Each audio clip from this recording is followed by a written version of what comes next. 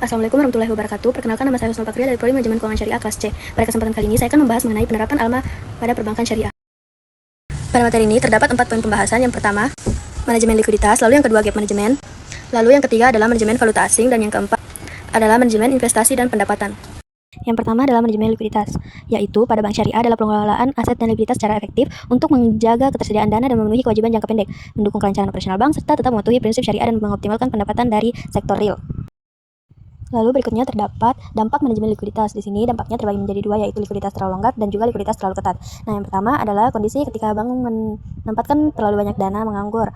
Nah, itu dampaknya penurunan net interest margin atau NIM. Lalu yang kedua, penurunan tingkat bagi hasil yang diterima nasabah mudharabah. Yang ketiga, menurunkan efisiensi operasional, dan yang terakhir, tingginya opportunity cost akibat dana tidak disalurkan ke pembiayaan produktif. Lalu berikutnya likuiditas terlalu ketat. Nah, kondisi ini ketika bank mengalami kekurangan aset likuid sehingga kesulitan memenuhi kebutuhan pencairan dana atau penarikan dana pihak ketiga. Dampaknya peningkatan biaya perolehan dana darurat melalui pasar uang antar bank syariah. Lalu yang kedua, potensi kerugian akibat penjualan aset produktif di bawah harga pasar. Dan yang ketiga, hilangnya peluang pembiayaan produktif. Dan yang keempat, meningkatkan risiko reputasi dan penurunan kepercayaan nasabah. Nah, adapun dampak manajemen likuiditas terhadap neraca, di sini terdapat 5 poin. Yang pertama, menjaga keseimbangan antar dana pihak ketiga, lalu mengoptimalkan komposisi aset antara aset likuid. Tiga, melindungi CAR, dan yang keempat, mengurangi maturity mismatch, dan yang kelima, menekankan idle funds. Nah, pembahasan berikutnya membahas mengenai akad yang digunakan. Di sini terdapat 6 akad. Yang pertama, wadi'ah damana, yang kedua mudharabah, lalu qard dan sima, kemudian wakalah bin ujrah, dan yang kelima sukuk ijarah, dan yang keenam adalah musyarakah. Lalu poin pembahasan yang kedua yaitu gap management.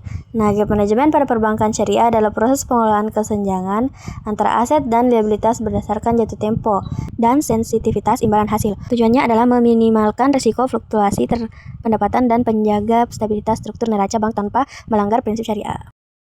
Nah, adapun dampak gap manajemen terhadap laporan laba rugi, di sini terdapat 2 dampak. Yang pertama gap positif dan yang kedua gap negatif. Nah, gap positif adalah kondisi ketika aset lebih sensitif terhadap perubahan imbal hasil dibandingkan liabilitas. Salah satu dampaknya yaitu peningkatan tingkat imbal hasil pasar dapat meningkatkan pendapatan dan laba bank. Nah, lalu yang kedua adalah gap negatif, yaitu di mana kondisi ketika liabilitas lebih sensitif terhadap perubahan imbal hasil dibandingkan aset. Nah, salah satu dampaknya yaitu menyebabkan ketidakstabilan laba karena beban biaya dana lebih fluktuatif dibandingkan pendapatan aset produktif. Masuk ke pembahasan yang ketiga yaitu manajemen valuta asing. Nah, manajemen valuta asing atau falas pada bank syariah adalah proses pengelolaan risiko nilai tukar mata uang asing untuk meminimalkan kerugian akibat fluktuasi kurs sambil menjaga kepatuhan syariah dan mendukung aktivitas ekonomi sektor real seperti trade finance. Kemudian di sini pembahasannya mengenai dampak terhadap neraca dan laba rugi. Nah, di sini terdapat 2 pokok pembahasan. Yang pertama, posisi falas terlalu terbuka, dan yang kedua, posisi falas terkelola optimal. Nah, apa yang dimaksud dengan posisi falas terlalu terbuka? Ini adalah kondisi terjadi ketika bank memiliki net open position yang besar pada mata uang asing tanpa pengelolaan lindung nilai yang optimal. Lalu dampaknya adalah menurunkan stabilitas ROA akibat fluktuasi pendapatan. Nah, itulah salah satu dampaknya. Nah, lalu yang kedua, posisi falas terkelola optimal. Nah, ini adalah kondisi terjadi ketika eksposur falas dikelola sesuai batas risiko dan kebutuhan transaksi real. Nah, salah satu dampaknya yaitu meningkatkan diversifikasi sumber pendapatan bank. Adapun larangan yang harus dihindari, yang pertama, maisir, yaitu spekulasi terhadap perubahan kurs tanpa transaksi real. Yang kedua, garar, yaitu transaksi falas yang mengandung ketidakjelasan dan tidak memiliki underlying transaction. Yang ketiga adalah riba, menggunakan instrumen berbasis bunga atau derivatif konvensional. Adapun di sini ketentuan gizinya yaitu hanya diperbolehkan menggunakan instrumen syariah compliant seperti wa'ad atau paralel kontrak dan hanya untuk melindungi transaksi real, bukan untuk tujuan spekulasi. Nah, kali ini kita sudah sampai pada pembahasan terakhir materi yang saya bawakan pada kesempatan kali ini, yaitu manajemen investasi dan pendapatan. Nah, manajemen investasi dan pendapatan adalah proses pengelolaan aset bank syariah secara bijak untuk menghasilkan pendapatan yang optimal, sekaligus menjaga kualitas aset dan meminimalkan risiko sesuai prinsip syariah. Nah, berikutnya adalah landasan syariah. Akad yang digunakan dalam mudharabah, musyarakah, murabahah, ijarah, dan juga istisna. Nah, alasan penggunaan akadnya yang pertama berbasis aset atau kegiatan usaha real. Yang kedua, mendukung prinsip bagi hasil dan pembagian risiko yang adil.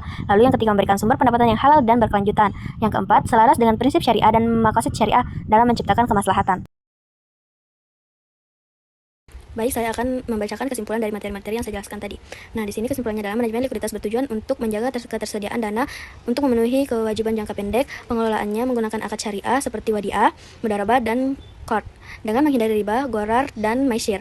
ALCO berperan mengatur likuiditas, memantau arus kas, dan menjaga keseimbangan antara likuiditas dan profitabilitas. Manajemen gap bertujuan mengendalikan ketidaksesuaian antara aset atau liabilitas agar risiko dan pendapatan tetap stabil. Pengelolaannya menggunakan akad mudharabah, musyarakah, dan ijarah serta menghindari riba, gharar, dan spekulasi. ALCO melakukan gap analisis dan menetapkan batas risiko yang dapat diterima. Manajemen valuta asing bertujuan mengurangi risiko perubahan nilai tukar dan menjaga stabilitas laba bank. Pengelolaannya menggunakan akad bai al-syaf, wakalah, dan mudharabah serta menghindari spekulasi gharar dan riba. ALKO mengendalikan posisi falas dan melakukan pengelolaan risiko kurs. Nah, manajemen investasi dan pendapatan bertujuan mengoptimalkan pendapatan melalui penempatan dana yang produktif dan sesuai syariah. Pengolahannya menggunakan akad mudharabah, musyarakah, murabahah, ijarah, dan juga istisna, serta menghindari investasi pada sektor haram, gharar, dan maisir. ALKO mengelola portofolio, memantau kualitas aset, dan mengevaluasi kerja. Baik, terima kasih. Itulah tadi materi yang sempat saya sampaikan. Wassalamualaikum warahmatullahi wabarakatuh.